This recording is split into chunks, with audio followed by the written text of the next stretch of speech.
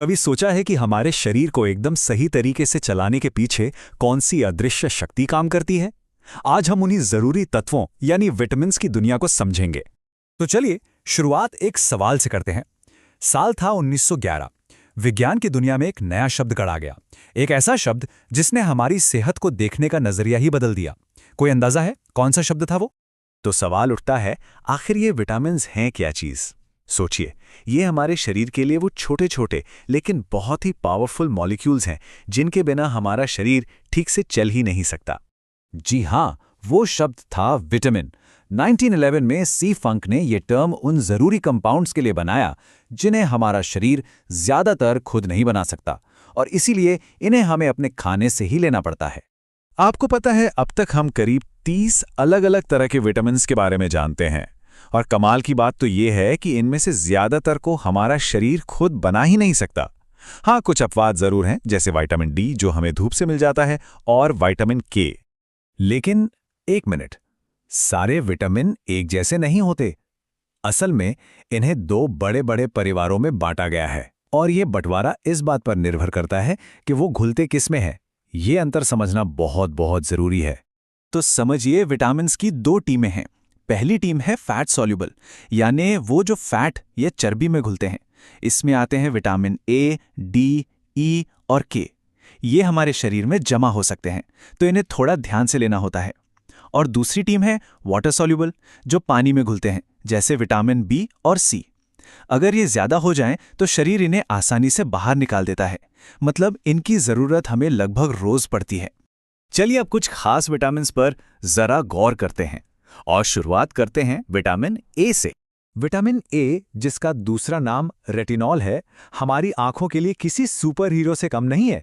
ये हमारी आंखों के रेटिना में वो जरूरी पिगमेंट्स बनाता है जिनकी वजह से हम देख पाते हैं। मतलब हमारी नजर के लिए ये बहुत ही जरूरी है।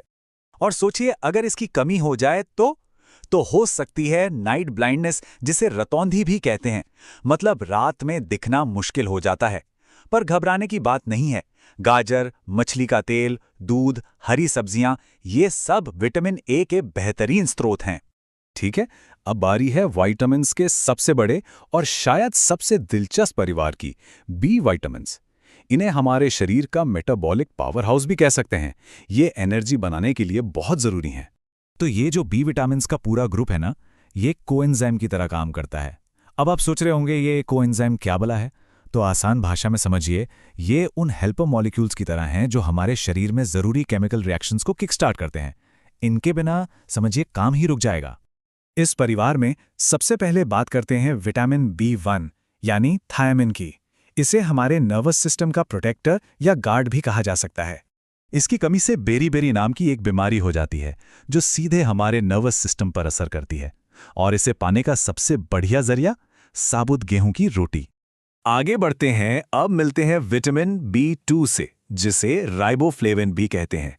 और इसका एक बड़ा ही मजेदार फैक्ट है। कभी सोचा है कि गाय का दूध हल्का पीलापन लिए हुए क्यों होता है? जी हाँ, इसकी वजह यही है, विटामिन B2। है ना ये कमाल की बात? अब बात करते हैं विटामिन B3 की, यानी नियासिन की। इसे एंटी पेलाग्रा विटामिन भी कहा जाता है, क्योंकि ये हमें पेलाग्रा नाम की एक बहुत ही खतरनाक बीमारी से बचाता है।